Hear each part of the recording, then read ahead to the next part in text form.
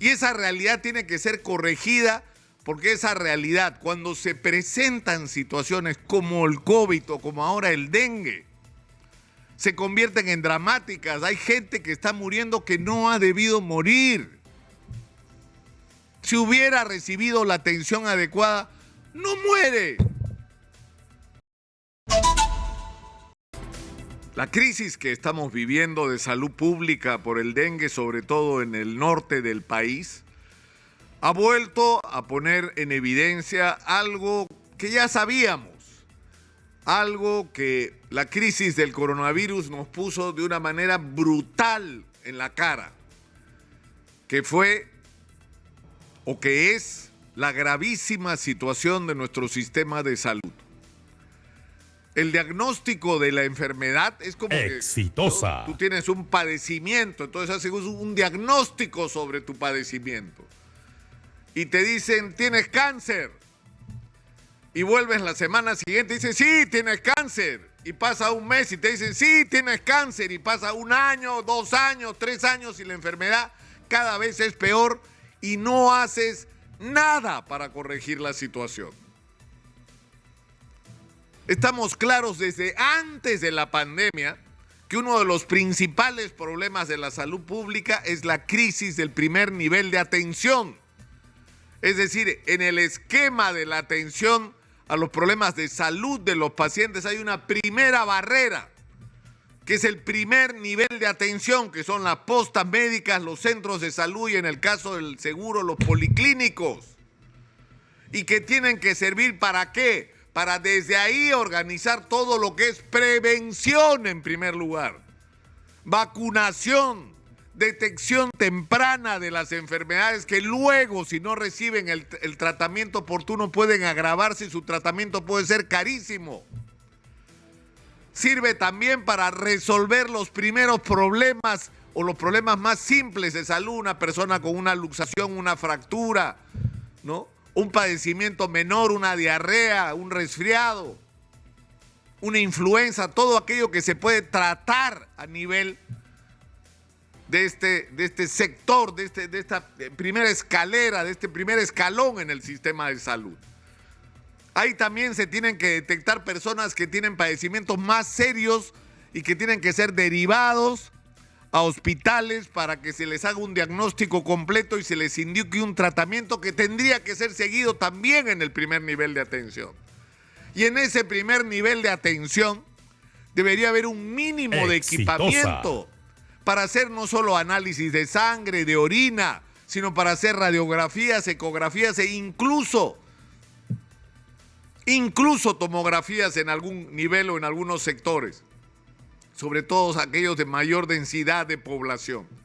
Eso es lo que debería ocurrir, que tiene que ir de la mano, por supuesto, no solo con instalaciones adecuadas, sino con personal. Porque si no tienes gente, si no tienes enfermera, tecnólogo, médico, ¿cómo vas a atender el primer nivel de atención? Eso es lo que hace rato, está claro, deberíamos tener. ¿Y qué es lo que tenemos? Centros de salud y en general el primer nivel de atención que se cae a pedazos. No tienen agua potable. Los techos tienen huecos y cuando llueven se inundan. Son una vergüenza desde el punto de vista de la infraestructura, de la suciedad, de la falta de mantenimiento. Es lo menos indicado para atender a personas que tienen algún padecimiento. No tienen paracetamol, no tienen reactivos para exámenes, no tienen equipamientos, no tienen personal. Entonces, ¿qué es lo que ocurre? Hace por lo menos 7, 8 años que acá en Exitosa estamos repitiendo lo mismo.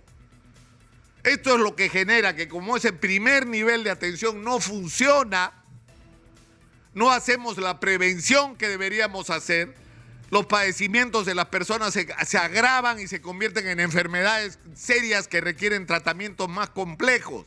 Y finalmente termina ocurriendo esa situación absurda donde una persona por un padecimiento menor va a la emergencia de un hospital porque el centro de salud no funciona y se encuentra con personas que literalmente se están muriendo y que requieren una atención.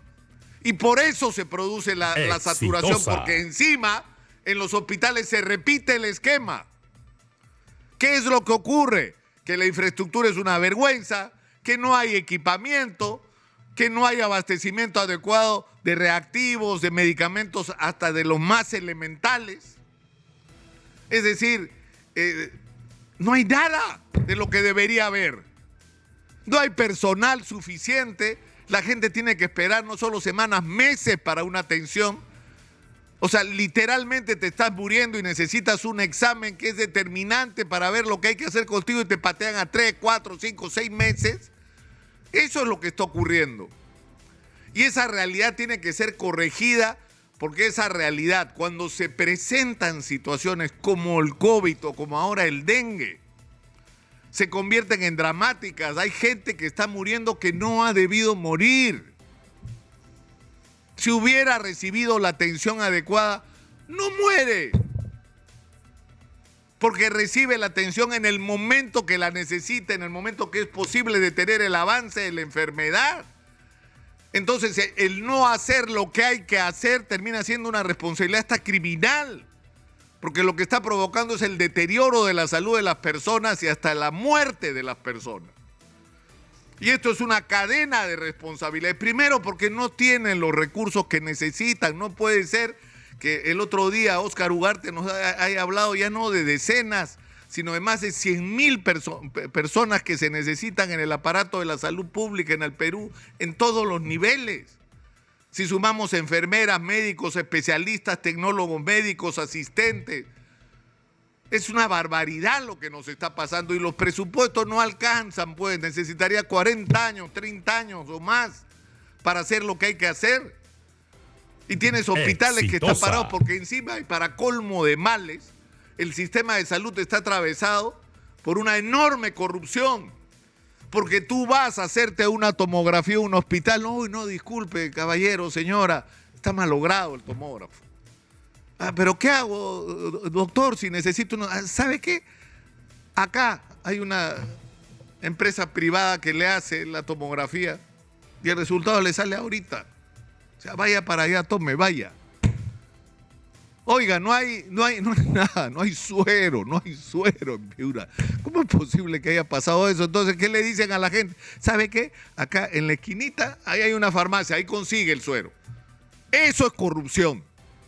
Porque se provocan situaciones de desabastecimiento para favorecer el negocio de algunas empresas particulares.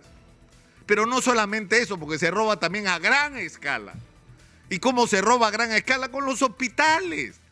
Ustedes han escuchado acá a la ministra Rosa Gutiérrez de Salud diciendo más de 50 hospitales están parados. ¿Por qué? Porque ha habido vergüenzas de corrupción en sus contrataciones, porque no se han cumplido con los plazos, no se han cumplido con los presupuestos establecidos, no se ha cumplido con la calidad de los materiales, con lo que debió hacerse. ¿Por qué? Porque ha habido corrupción, porque hay gente que piensa que ve un hospital y lo que ve es cuánto se va a comer de comisión ilegal. Y estamos metidos en más de 50 arbitrajes y juicios que tienen esos hospitales parados y hay que destrabarlos para que se puedan atender a la gente. Ya, la cereza ha sido el informe de la Contraloría con respecto a lo que está pasando en Tumbes y Piura, al que hizo referencia esta mañana Manuel Rosas. Es que es escandaloso, o sea, van y atienden o vigilan la situación y encuentran en Piura que se encontró menor distribución de insumos y medicamentos en los establecimientos de las provincias de Piura y Sechura para el tratamiento de los pacientes. Durante el periodo de evaluación que ha sido la última semana de mayo, un equipo de auditores descubrió que no había cloruro de sodio, no había suero en el establecimiento de salud 1-3 de Curamori, cuando es indispensable, y por lo que se había tenido que prestar 60 frascos de otro centro de salud. Y la pregunta es, ¿por qué no había? Si estamos en medio de una epidemia de dengue. Y la deshidratación es una de las consecuencias de la enfermedad del dengue. Y se requiere cloruro de sodio y paracetamol como así lo elemental. Y no solamente eso, sino han descubierto unas cosas vergonzosas. O sea, la lista es porque han estado en Consuelo de Velasco, Sesamica, Santa Julia, El Indio, Catacaos, La Unión, Bernal, Sechura, Chiclayito, Víctor Raúl, Tacalá y han encontrado que no hay paracetamol en gotas, no hay sales rehidratantes, no hay dimehidrinato, no hay ranitidina, no hay metamizol, no hay solución polielectrolítica y cloruro de sodio, o sea, suero. Entre los insumos no se contaba con la llave triple vía.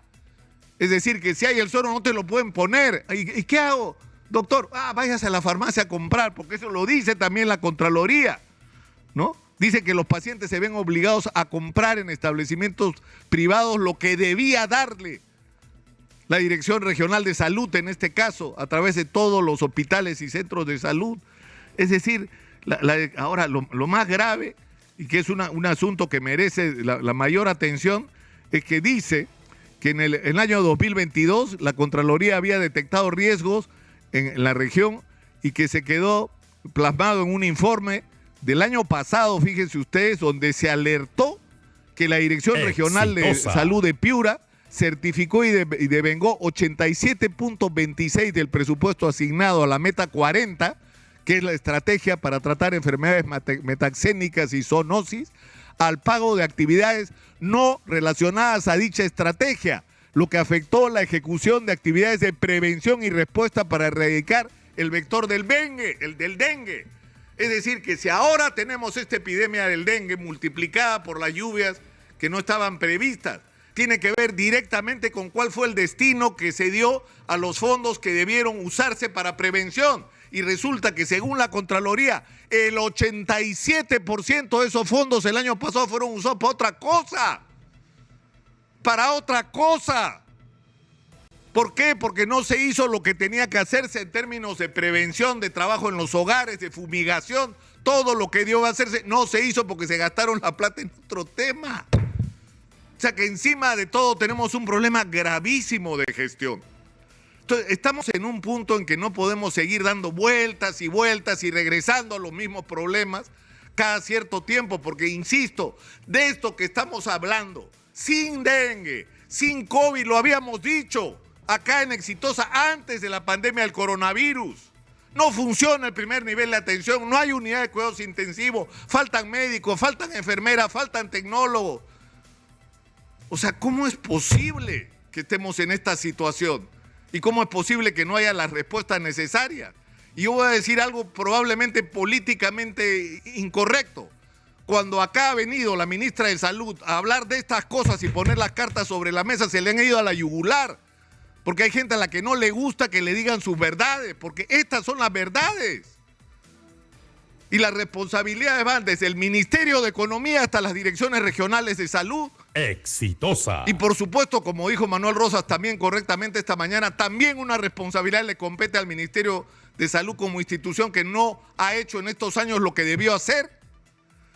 Pero no podemos seguir en esta situación y necesitamos correcciones urgentes. Y una de esas correcciones tiene que ser, es decir, no podemos estar cambiando de ministro tras ministro. Lo que necesitamos es que se imponga la meritocracia, que quienes conduzcan las políticas de salud en el Perú, en primer lugar, tengan claros los planes que están escritos y que ya se sabe lo que hay que hacer y que se hagan, porque quienes los realizan sean profesionales calificados, que no depende de quién diablos esté en el poder regional o nacional, porque están ahí no porque tienen amigos políticamente hablando, sino porque son los más capaces para la función. Por ahí hay que empezar. Pero en fin, lo dejo por hoy ahí. Soy Nicolás Lúcar, esto es Hablemos Claro, estamos en Exitosa. Hablemos Claro.